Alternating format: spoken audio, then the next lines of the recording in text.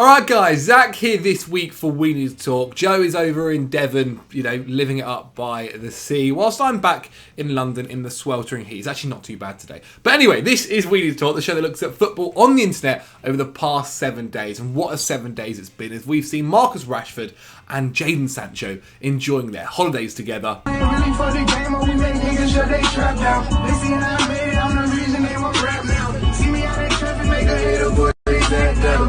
Marcus Thuram supermanning a jet ski.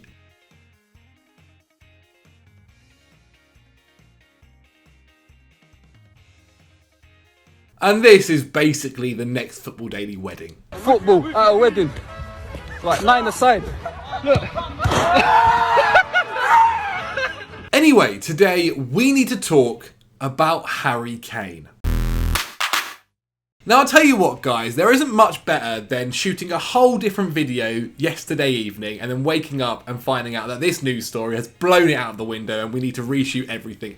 Because as you may have seen last night or this morning on Friday, a newspaper has boldly come out and said that Harry Kane is set to join Manchester City for £160 million, in which will see the Spurs talisman earn £400,000 a week. Now usually we wouldn't pay much attention to this newspaper, however after doing some investigating it may actually be a legitimate story for once. Now we're not saying the news is 100% legit, but it's definitely eye-opening once you hear what they've got to say. So first and foremost, the easiest point we can make right here is made the front page of this newspaper. Normally a transfer rumour would be on the back pages, the sports section. So making the front page of a national newspaper is huge news, and you'd only probably ever do that if it was the biggest transfer in football English history. It would make sense then that they would have a scoop and do so. And look, the kind of numbers all make sense. £160 million fee being reported is what Levy's happy to let him go for. He's finally agreeing to let him go. £400,000 a week Harry Kane is set to earn. If that does happen, that will make him earn the most out of any player in the Premier League. I think it's currently David De Gea on like £325,000 a week. Now one of the most interesting parts about this story is who's actually released this information, who's done the article, and it's this girl called Clemmy Moody. Now she is the assistant editor of Showbiz for this newspaper. Now how on earth she's got this information and why she's the one that's released it or delivering this news, you may be asking. Well, I've done some digging and it actually makes a lot of sense. So I'll read through the article and go through the main points, and then we'll come back and kind of show you why this is quite a legit source. And obviously they begin with England skipper Harry Kane is poised for a £160 million move after Spurs chairman Daniel Levy agreed to let him join an English rival. They then go on to say he's about to earn £400,000 a week, which is ridiculous. Will make him the highest paid player in the Premier League. Now this is where it does get quite interesting. They say Levy revealed his U-turn to Harry and his team last Friday. A source said Harry is delighted. He never wanted to leave on bad terms. His value has never been higher. Thrilled Harry told of his joy at his pending £160 million Man City move, whilst best man at his brother's wedding. Now his older brother is called Charlie, and he's actually the agent for Harry Kane as well. And it said that the good news was shared with family and friends at Sunday's wedding. Now it will be a 4 or 5 year deal, that bit is yet to be finalised, but Levy rang Harry and Charlie, his brother and agent, to tell them of his U-turn on Friday, 2 days before Charlie's wedding, which they were both at, obviously. A club source last night said Harry and Charlie got the call at the end of last week. Obviously, Harry was delighted because he never wanted to leave Spurs, his boyhood beloved club, on bad terms. Daniel Levy is a canny operator though, and after Harry's brilliant efforts and goals at the Euros, his value has never been higher. By waiting until now, he's probably put another £20 million or so on his price tag. A contract with Man City is not yet signed, but this is Harry's preference. It's also preferable from Spurs' point of view. They do not want to lose him to another London side, i.e. Chelsea. Terms have provisionally been agreed and it's an incredible deal. It's now just a case of dotting the I's and crossing the T's. Harry's in the pomp of his career and wants to win trophies. This is a brilliant signing for both parties. Yeah, I mean, City are going to win the league anyway, so why not just give them Harry Kane and be done with it? Let them win it for the next 5 years or so. Now, there are a few lines that I want to pick out here that are quite specific, because you can't just make this up. You can't say this stuff and just make it up. Thrilled Harry told of his joy at the pending £160 million Man City move whilst best man at his brother's wedding. Levy rang Harry and Charlie to tell them of his U-turn on Friday, 2 days before the older Kane's wedding, and a club source said last night that Harry and Charlie got the call at the end of last week. Now, this also reads exactly like a showbiz article. I mean, it's on the front page. It needs to kind of have that because everyone's going to be reading it. But you wonder, how does Clemmy Moody know this information? How does she know all of this stuff? Well, Clemmy is actually a Spurs fan, and she's been pictured with Harry Kane also several times. Not just recently, since he was young and playing in the England under-21s. In a different article earlier this month, she also stated, "I have met Harry a couple of times, and he is the antithesis of a brash Premier League footballer. He barely drinks, for one thing, and is endearingly shy." Now, right now, this all means absolutely nothing. It means todswallop. I think that's the saying anyway. Any journalist has met footballers several times. Our own Joe Tomlinson has met many of footballers. He's basically best friends with Thomas Tuchel and Frank Lampard. But you don't see him kind of posting scoops of £100 million plus transfers, do you? Because the interesting part here is that Charlie Kane, Harry Kane's agent, we've established that, follows her on Instagram. So if I go on my phone and go onto Charlie Kane's Instagram, I can then go onto his following section and see who he follows. And there we have it.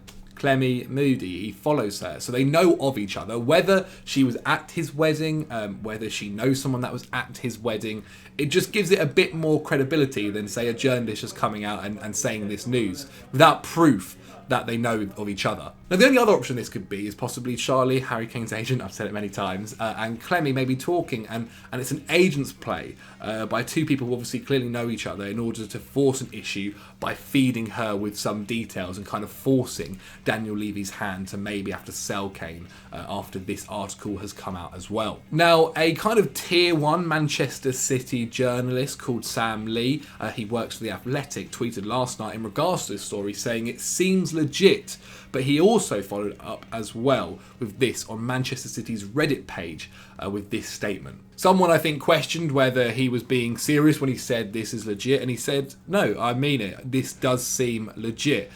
Source is obviously a guest at the wedding.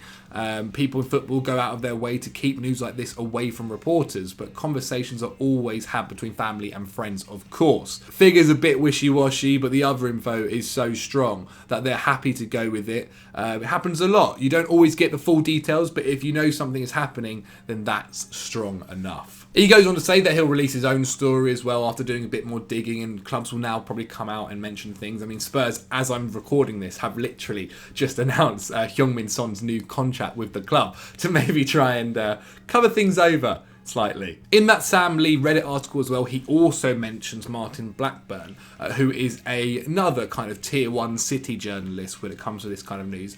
And last night he said this: Manchester City need to get rid of just one star to fund a sensational swoop for not just Harry Kane, but also Jack Grealish. And supposedly Bernardo Silva looks set to be the one sacrificed as Pep Guardiola refreshes up his Premier League champions. Gabriel Jesus has apparently also been told that he's staying. I'm sure he's buzzing with that, hearing that he's going to be playing on the bench for the majority of next season. I mean, that quite frankly is frightening. I refuse to believe in a world where Manchester City buy Harry Kane and Jack Grealish in one summer. I refuse. I do not believe it. I can't accept it. That's ridiculous, but wow. I mean, look, yeah, if you're Bernardo Silva, it makes sense. I think he said that he wants to leave Manchester City, whether that's with homesickness or whatever. He said that his preferred destination is Barcelona. Whether Barcelona can afford that, I'd be quite shocked, because he's also one of Pep Guardiola's favourite players. He's so versatile. He's so good. He's so good, as Pep Guardiola would say. He's so good. Oh, I made myself laugh. Sad. He's sad. Fuck me. I'm sad. But yeah, as I keep going through this, it seems to be getting more credible and credible.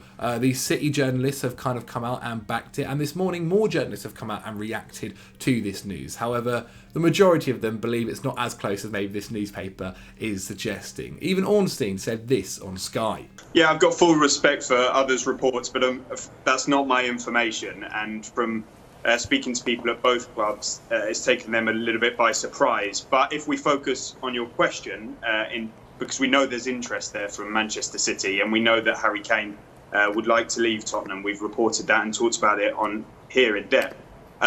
So I don't think there is a U-turn in Daniel Levy's mind. If Manchester City get to the sort of level that he would expect, which we thought to be around £150 million, this report says 160, then there is potentially a conversation to be had. But I'm not sure Manchester City are prepared to go to that level.